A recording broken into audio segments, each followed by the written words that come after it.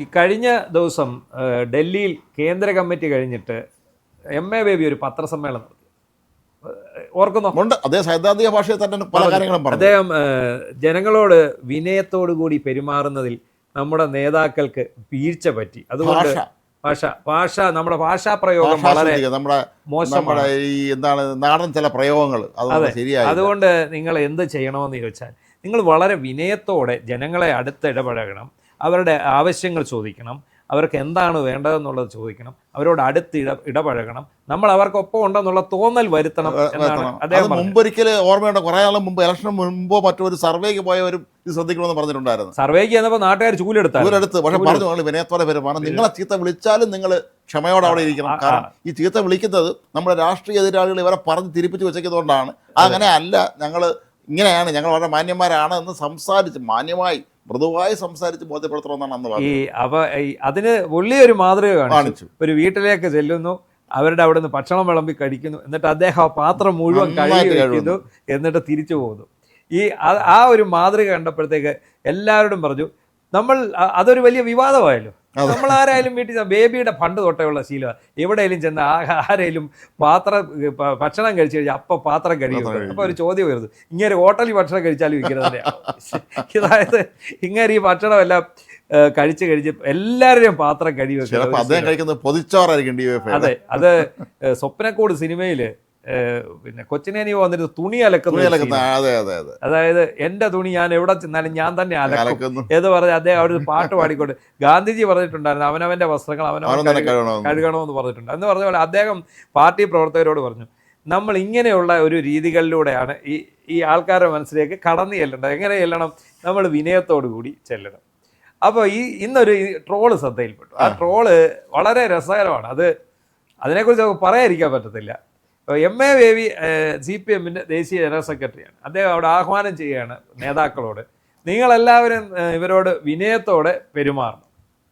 അപ്പോൾ ഉടനടി താഴെ ഇന്നലെ M.M. മണി ഇടുക്കിയിൽ ഫോറസ്റ്റ് സ്റ്റേഷൻ ഉദ്ഘാടനം ചെയ്തതിന് ശേഷം, മാർച്ച് ഉദ്ഘാടനം ചെയ്തതിന് ശേഷം പറയുന്നുണ്ട്, നിനക്കൊക്കെ വീട്ടിൽ ഭാര്യയും പിള്ളേരും ഉണ്ടെന്ന് ഓർത്തോണം, ഫോറസ്റ്റുകാരാ നിന്നെ എല്ലാം ഞങ്ങൾ കൈകാര്യം ചെയ്യും. എന്നിട്ട് ഇതിനടിയിൽ ചോദിക്കുകയാണ്, ഇത്രയും വിനയം മതിയാവുമോ ബേബി സഖാവ് എന്ന്? എന്താണ് ബേബി സഖാവിനോട് തന്നെ ചോദിക്കുകയാണ്, ഇങ്ങനത്തെ ഉള്ള വിനയം മതിയോ എന്നുള്ളത്. അതിന് വായ്മൊഴി വഴക്കൊന്നവർ പറയാം. അദ്ദേഹം നാട്ടുംപുറത്തുകാരനാണ്. നാട്ടുംപുറത്ത് സംസാരിക്കുമ്പോൾ നമ്മളൊക്കെ രണ്ടുപേരും നാട്ടുംപുറത്തുകാരാണ്. നമ്മൾ നാട്ടുംപുറത്ത് സംസാരിക്കുന്ന ഇമാതിരി ഭാഷയിലല്ല എന്നുള്ളത് ഈ നഗരവാസികളായ ആളൊക്കെ ഒന്ന് പറഞ്ഞു കൊടുക്കണേ തെറ്റൊന്നുമില്ല. ചിലപ്പോൾ ബേബിയൊക്കെ ഇപ്പോൾ ഡൽഹിയിലൊക്കെ ജീവിച്ചത് മറന്നു കാണും. എന്താണെങ്കിലും ശരി, ഇങ്ങനെ ഇത്രയും വിനയം മതിയോ എന്നാണ് ചോദിക്കുക. അപ്പോൾ ഈ മണിയാശാനെ പോലെയുള്ള ആൾക്കാർക്ക് എനിക്ക് തോന്നുന്നു ഈ വിനയത്തിന്റെ കാര്യത്തിൽ ഇച്ചിരി ഇളവുണ്ട്. പ്രായത്തിന്റെ കാര്യത്തിൽ പിണറായി വിജയൻ ഇളവ് കൊടുത്തു, അതുപോലെ വിനയത്തിന്റെ കാര്യത്തിൽ ഇളവ് കൊടുത്തിട്ടുണ്ട്. അതായത് ഇദ്ദേഹത്തിന് ഒരു വിനയം വേണ്ട. അതല്ല, ഇനി നിർബന്ധിക്കുകയാണെങ്കിൽ മണിയാശാൻ അത് പറ്റൂല എന്ന് പറയുകയാണെങ്കിൽ മറ്റേ സിനിമയിൽ ജഗതി പറയുന്നത് പോലെ ഈ മഹാന്റെ ശിരസ് പിളർന്ന അന്തരിക്കണമേ എന്ന് പറയുന്ന ഭാഷ, ഗ്രാമീണ ഭാഷയിൽ ഒരല്പം സാഹിത്യം കലർത്താനായിരിക്കും അദ്ദേഹം ശ്രമിക്കുക. എന്താണെങ്കിലും വളരെ രസകരമായിട്ടുള്ള ഒരു ട്രോളാണ്. CPM-ൻ്റെ ഇന്നത്തെ അവസ്ഥയാണ് കാണിക്കുന്നത്. അതായത് ഇത്രയൊക്കെ സംസാരിച്ചു, ഇത്രയൊക്കെ പ്രശ്നങ്ങളുണ്ടായി, അധികാരവും പോയി, ഇവരെല്ലായിടത്തും ഒറ്റപ്പെട്ടു. ഒരാളും CPM-കാരെ കണ്ടാൽ എല്ലാവർക്കും ദേഷ്യം. ഇപ്പോൾ സോഷ്യൽ മീഡിയ തുറന്നാൽ പോലും പിണറായി വിജയൻ ഒരു പോസ്റ്റ് ഇട്ട് അതിനടിയിൽ ചീത്തവിളി മാത്രമാണ് നടന്നത്. അത്രേ ഉള്ളൂ. അപ്പോൾ അങ്ങനെയുള്ള ഒരു അവസ്ഥയിൽ നിൽക്കുമ്പോഴാണ് ഇത്തരം ഒരു മണിയാശാന്റെ പ്രയോഗം എന്നുള്ള പാർട്ടിയുടെ ദേശീയ ജനറൽ സെക്രട്ടറി പറഞ്ഞാൽ പോലും മണിയാശാൻ അത് ബാധകമല്ല. അതിന് ഇളവ് അനുവദിച്ചിട്ടുണ്ടെന്നുള്ള ഉറപ്പായി. പിണറായി വിജയൻ അവിടെ നിന്ന് ഇന്നസെന്റ് ഒരു സിനിമയ്ക്കകത്ത് ചോദിക്കുന്നത്, നിനക്കിനിയും മതിയായില്ല അദ്ദേഹം ചോദിക്കുന്ന പോലെ അദ്ദേഹം ഇങ്ങനെ മസിൽ പിടിച്ചുകൊണ്ടിരിക്കുകയാണ്. എന്ത് ചെയ്യാൻ പറ്റും, ഏതൊക്കെ രീതിയിൽ ഇനി ഞങ്ങൾക്ക് ജനഹൃദയങ്ങളിലേക്ക് ഇറങ്ങി ചെല്ലാൻ പറ്റും എന്നതിനെക്കുറിച്ചാണ് ഇവർ ചർച്ച നടത്തിക്കൊണ്ടിരിക്കുന്നത്. ഏതായാലും UDF സർക്കാരിലെ മന്ത്രിമാരും ഇമാതിരി ഭാഷയിൽ ഇപ്പോൾ സംസാരിക്കുന്നില്ല. എല്ലാവരും പൊതുവെ മര്യാദയ്ക്കാണ് സംസാരിക്കുന്നത്. ആരും അങ്ങനെ ഈ ഭാഷ അവരാരും ഉപയോഗിക്കാറില്ല. അല്ലെങ്കിൽ UDF-ന് ഇത്തരം ആൾക്കാരില്ല.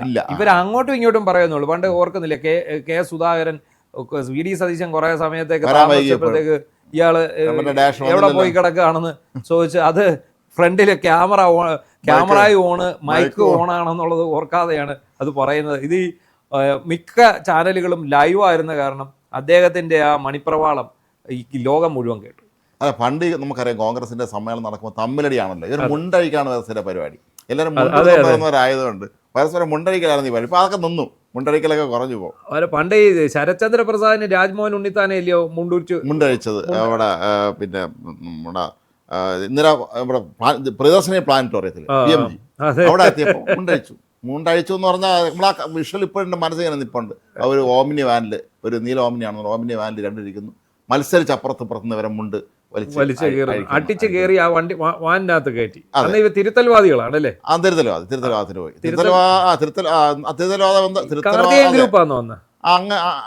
അല്ലല്ല, തിരുത്തൽവാദികളായിരുന്നില്ലേ, മുരളീധരമായിട്ടുള്ള പ്രശ്നങ്ങളാണ്. മുരളീധരനെതിരെ ഇതേ ഒരു വാർത്താസമ്മേളനം നടത്തി, ഓർമ്മയുണ്ടോ? അത് വലിയ വിവാദം, അത് വലിയ പിന്നെ KPCC ഓഫീസിലെ കഥയൊക്കെ പറഞ്ഞു. അപ്പൊ അതിന് തൊട്ട് പിന്നാലെ സംഭവം നടന്നത്. അതിനു മുമ്പ് ശരത്ചന്ദ്രപ്രസാദ് KSU സംസ്ഥാന പ്രസിഡന്റായിരിക്കും. ഞാൻ യൂണിവേഴ്സിറ്റി കോളേജിൽ പഠിക്കുകയാണ്. അന്ന് യൂണിവേഴ്സിറ്റി ഓഫീസിന്റെ മുന്നിൽ വെച്ചൊരു സംഘർഷം നടന്നു, AI ഗ്രൂപ്പുകൾ തമ്മിൽ. അന്ന് പ്രതാപർമ്മ തമ്പാൻ കുത്തേറ്റിരുന്നു. അദ്ദേഹം എതിർ ഗ്രൂപ്പാണ്, അദ്ദേഹം MLA മരിച്ചുപോയി, കൊല്ലത്തെ നേതാവ് തമ്പാൻ അന്ന് കുത്തേറ്റിരുന്നു. അത് രണ്ട് വിഭാഗങ്ങൾ തമ്മിൽ അന്ന് ഏറ്റുമുട്ടിയതായിരുന്നു അന്ന് അവിടെ സംഭവിച്ചത്. അപ്പൊ അത് കോൺഗ്രസ്സുകാരെ സംബന്ധിച്ചിടത്തോളം അവർ നാട്ടുകാർക്ക് പറഞ്ഞ ശല്യം ഒന്നും, അവർ പരസ്പരം തീർത്തോളം മണിയാശ അത് നിന്നു. ഈ മണിയാശന്റെ സംഘം അങ്ങനെയല്ലേ, നാട്ടുകാരെ നേരെയാണ് കുതിര കയറുന്നത്. അത് കോൺഗ്രസ്സുകാരെ ഇപ്പൊ നിൽക്കാൻ കാരണമുണ്ട്. 10 വർഷമായിട്ട് ഭരണമില്ല, സ്ഥാനമാനങ്ങളില്ല, ഒന്നുമില്ല, ചുമ്മാ അവിടെ ഇരിക്കുന്ന പ്രശ്നങ്ങളില്ലായിരുന്നു. അല്ല, എന്നാലും കോൺഗ്രസ്സുകാരെ കൊണ്ട് ഇത്തരം ഇമാതിരി ശല്യം കുറവാണ് പോകുന്നത്. ഇത് ഇത്തരം വാമൊഴി വഴക്കം, മറ്റേ ജഡ്ജിമാരെ ചുംബനെന്ന് വിളിക്കുക തുടങ്ങിയിട്ടുള്ളത് ഇവർ ഇക്കാര്യത്തിൽ വളരെ വിദഗ്ധന്മാരാണ് പലരും.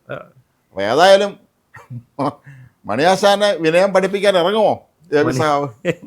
അപ്പൊ ആദ്യം മണിയാശാനെ പോലെയുള്ളവര് വിനയം പഠിപ്പിച്ചതിന് ശേഷം മതി സാധാരണ അണികളെ വിനയം പഠിപ്പിക്കാൻ എന്നുള്ളതാണ്. പറഞ്ഞ മണിയാശാൻ പറയും, ഞാൻ ഹൈറേഞ്ചുകാരനാണ്, മറ്റേ പ്രാക്കുളമാണ്, ഏത് കൊല്ലത്തുകാരനാണ്. അതെ, തീരദേശം എന്ന് പറയാൻ പറ്റില്ല, കുണ്ടറ പ്രാക്കുളം ബേബി എന്നാണ്. അതെ, പ്രാക്കുളം ചെകുവേര എന്നാണല്ലോ വിളിക്കും. അതെ, പ്രാക്കുളം ചെകുവേര എന്നാണ് അദ്ദേഹം അറിയപ്പെടുന്നത്. അത് എനിക്ക് ബാധകമല്ല എന്ന് പറയും. ഞാൻ ഇതാണ് എൻ്റെ ശൈലി, ഇതാണ് എൻ്റെ രീതി, ഞാൻ ഇങ്ങനെ അങ്ങ് പോയിക്കോളൂ.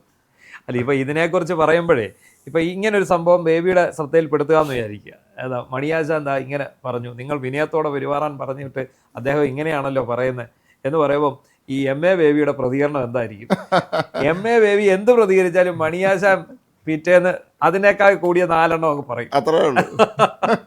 അത്രയാണ് സംഭവിക്കാൻ പോണത്. എന്താണെങ്കിലും ശരി, വളരെ രസകരമായിട്ടുള്ള ഒരു ട്രോളിനെ കുറിച്ചാണ് സംസാരിച്ചത്.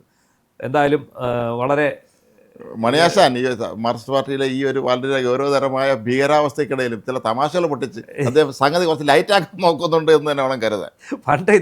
പണ്ട് ഇതുപോലെ എന്തെങ്കിലും വിഷയം വരുന്നുണ്ടെ ഒരു മീം വരുമായിരുന്നു.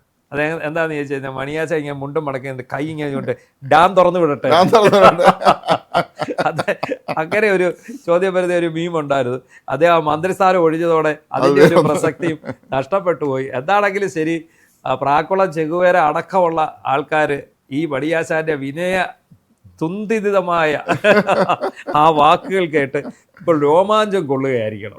മറ്റേ PP ശശി പറഞ്ഞല്ലോ, പാറ്റൻ ടാങ്ക് പോലെ ഉറച്ചു നിൽക്കും ഈ മണിയാശാൻ.